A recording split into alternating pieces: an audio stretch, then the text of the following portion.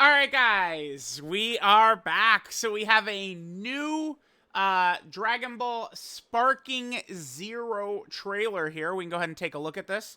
I did get a quick glance at some of the end of it earlier, and we have got some really good stuff coming here.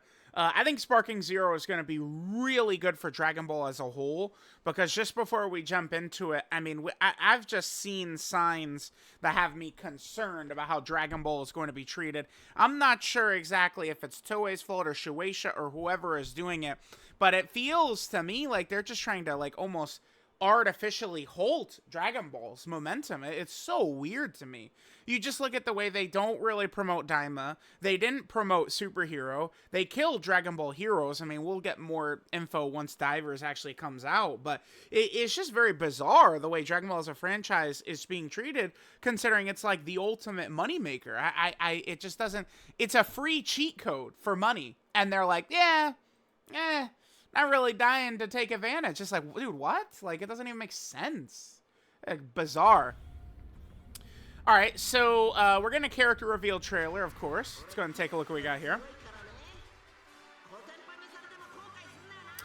All right, so we got Trunks, Caulifla,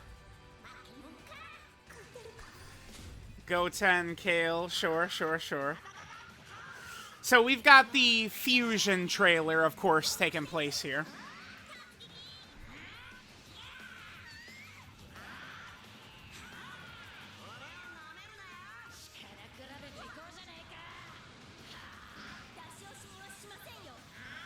Now, just real quick, one thing I will be curious to see exactly is, I mean, like, in-battle transformation, stuff like that, like, it's definitely going to be a thing, but I will be curious if, like, it's going to be, like, okay, like, if we rock base Goku, like, how many different, like, transformations, stuff like that, are we going to be able to go through? I guess it would just probably depend on, like, Goku mid versus, you know, Saiyan Saga Goku and stuff like that.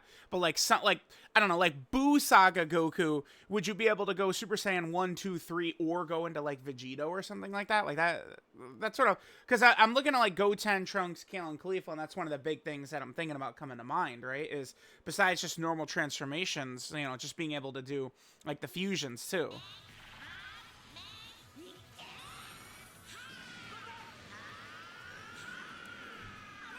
Oh, okay.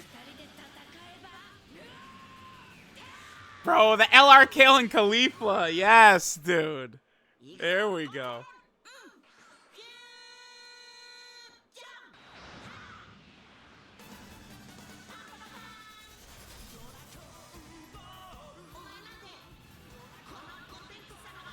That, dude, the fact that they added this, by the way, this is too fire. So this is a thing. This started in the Broly movie, right? Like that energy twister type thing, like just like specifically the way it looks, like it was the Broly movie where they really like started to take advantage of that, and then like, you know, they've got that in like Kakarot and stuff like that.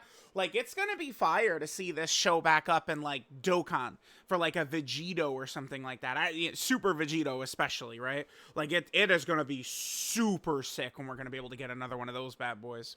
All right.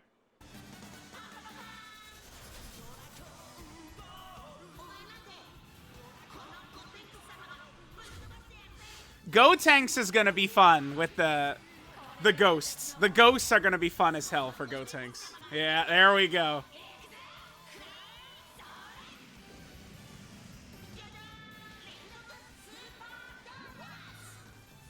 Piccolo, yes, dude. Nice. All right, Gogeta and Vegito, of course. Now, I do see this right here, right? So it's like they're fighting on Supreme Kai's planet. It does remind me of Raging Blast, right? Raging Blast 1 that had the Vegito versus Gogeta fight. Remember, back then, like when those games were a thing and stuff like that, like Potara Fusion was factually stronger, but they've kind of like retconned and walked that back kind of in modern times. And now they kind of just like, it's like, yeah, Vegito and Gogeta, they're like, you know, same thing. There he is. Yes, sir.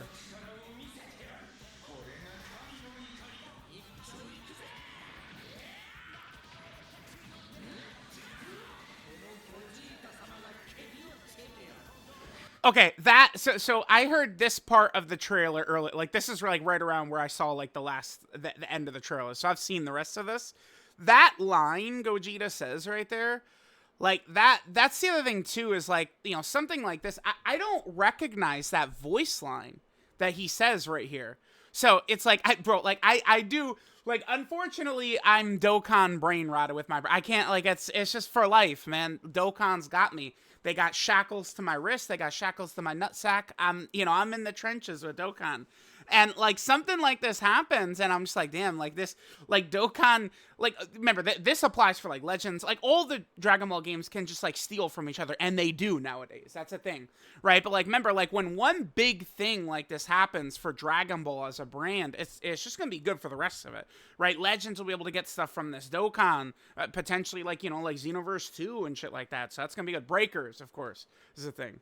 So, and like I hear specifically for Dokkan, the big thing is the voice acting, right? Like being able to get like some of these fresh lines, like LR Super Saiyan 4 Gogeta. Some of the voice lines that he uses are from Fighters, right? So it's like that, Super Saiyan 4 Gogeta and Fighters didn't come out that long before the, Dokkan 7th anniversary too. So, you know.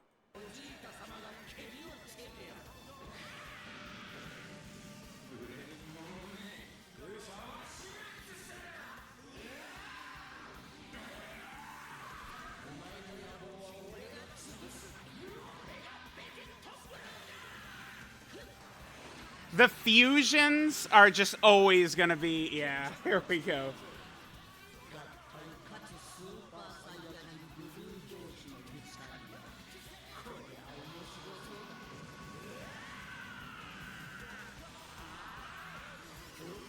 Yeah, here we go.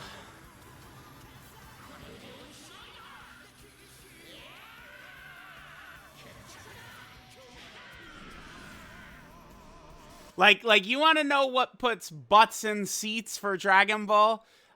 This oftentimes does get people, panties in a bunch and stuff like that. But, like the fusions right here, like this is like the selling trailer right here. I do wonder, because we know that the game is going to be at Summer Games Fest. Like, I saw Garesh saying, like, he thinks that they're going to do, like, UI versus Beast as a trailer. And it does make sense with the manga, but again, that's another thing. Like, they kind of just put the Dragon Ball Super manga on indefinite hiatus, and, they're not really pushing that anymore. So weird. It doesn't make sense, man. Yep, there we go. Okay, so that's going to be fire. All right, so a lot of the characters were filled, and dude, look how many slots are still unused. By the way, notice I'm in a Dokkan group chat, and I saw them talking about this. So Fusion Zamasu and then Corrupt Fusion Zamasu. Dokkan really is, like the one game that kind of just puts them in the same boat, really, because like they have that Fusion Zamasu as a different name, usually here. I'm just kind of like glancing out at the roster. Now, I do, from this point, it certainly is a thing where I do wonder if we can anticipate at this point that, like, maybe, like, GT might not be a thing in the game at launch, like, at base.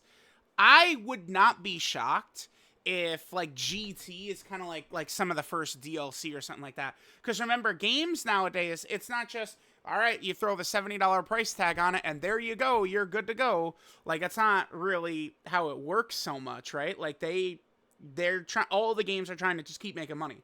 They all want battle passes. There's old DLC. They've all got cosmetics to sell and stuff like that.